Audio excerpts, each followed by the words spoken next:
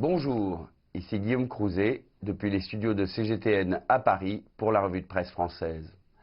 Quoi de neuf aujourd'hui dans l'actualité? À la une du journal Le Monde, ce titre alarmant: un humain sur 9 souffre de la faim et 1 sur 4 est en insécurité alimentaire.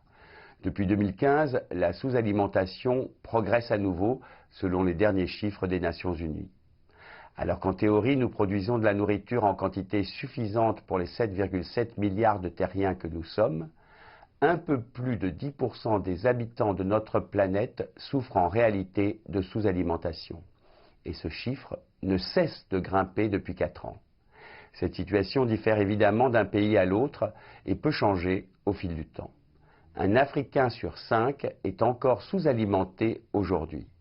Et dans certains pays, comme le Venezuela, la crise actuelle a des conséquences terribles.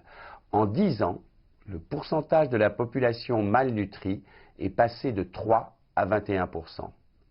L'objectif faim zéro, fixé pour 2030 par la communauté internationale, est sans doute le projet le plus lourd que devra gérer la FAO sous la direction de son nouveau président, le chinois Qu Dongyu.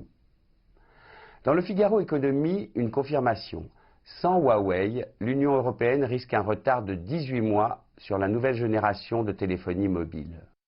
L'Europe est en mal de stratégie pour le déploiement de la 5G, écrit le journaliste, et elle risque d'être gravement affectée par la guerre commerciale lancée par Donald Trump à l'encontre de la Chine.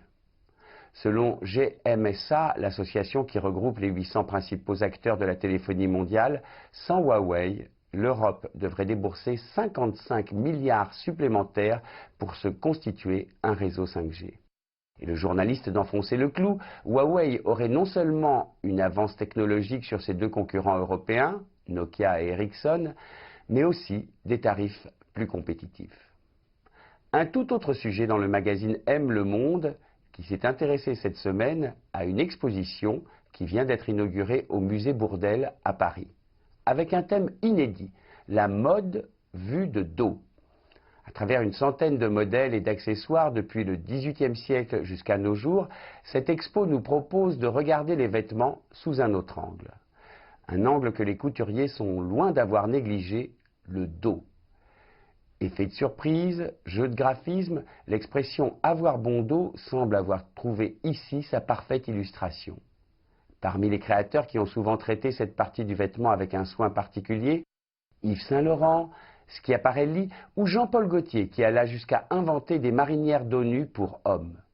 Pour compléter le dispositif de l'exposition, plusieurs photos comme ce cliché de Jean Loussieff réalisé en 1964 et quelques extraits de films parmi lesquels bien évidemment la robe portée par Mireille d'Arc dans le long métrage Le Grand Blond avec une chaussure noire.